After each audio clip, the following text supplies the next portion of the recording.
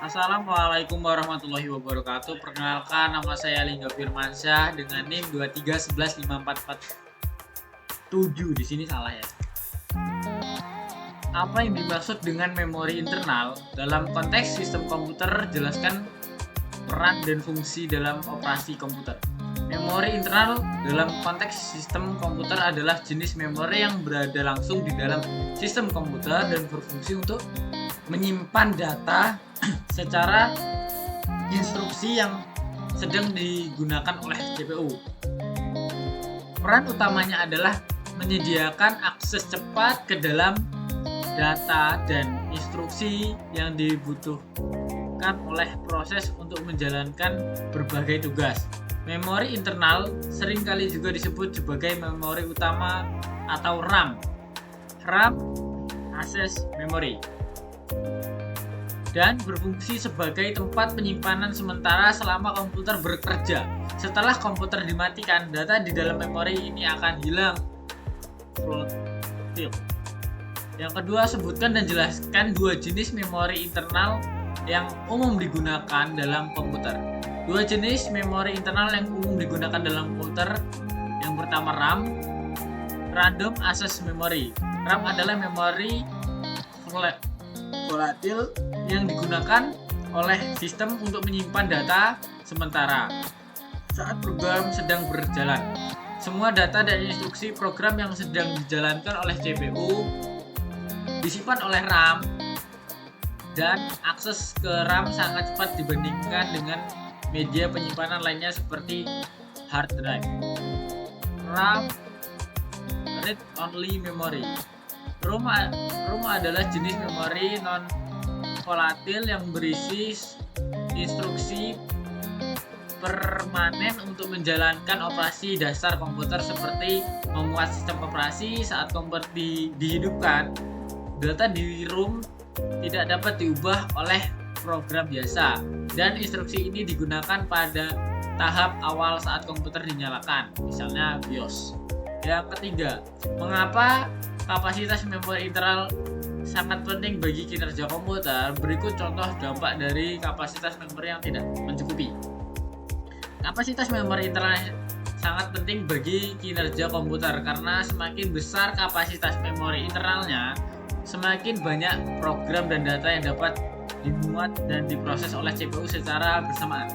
Jika memori internal tidak mencukupi, komputer harus bergantung pada media penyimpanan yang lebih lambat seperti hard drive atau SSD untuk menyimpan sementara melalui teknik yang disebut pegging atau swapping yang dapat memperlambat kinerja secara signifikan.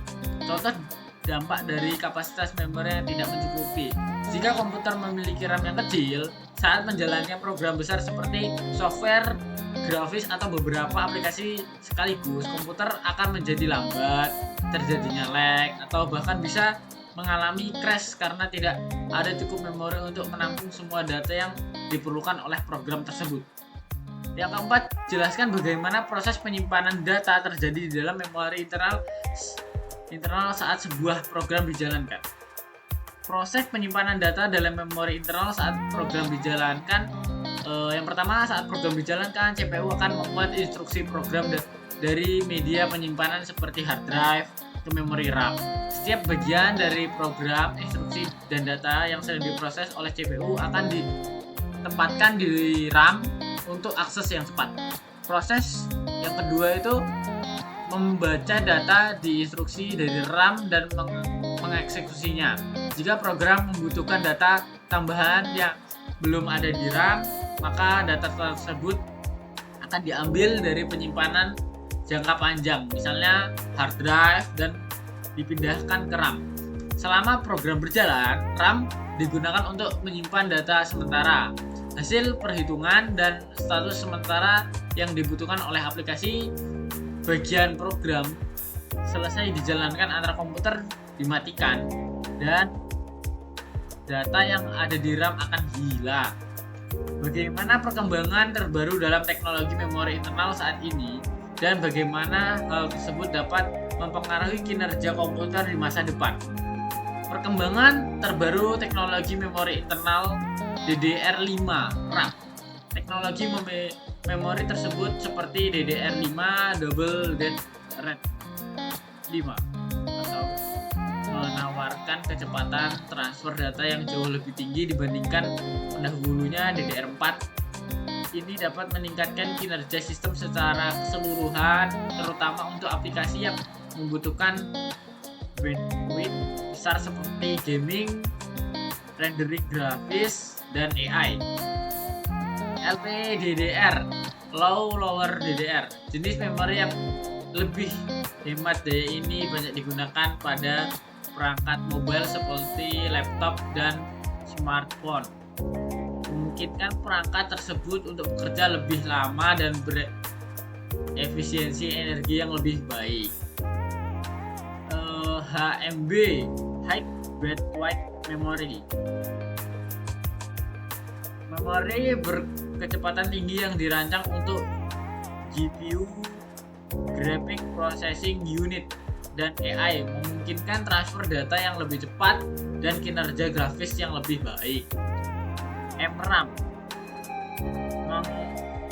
Magnetoresistive RAM, dan ReRAM, Resistive RAM, teknologi memori non-volatil baru yang menawarkan kinerja lebih cepat dan daya tahan lebih tinggi dibandingkan dengan flash memory, sehingga memungkinkan komputer untuk menyimpan data lebih cepat tanpa kehilangan data saat daya dimatikan.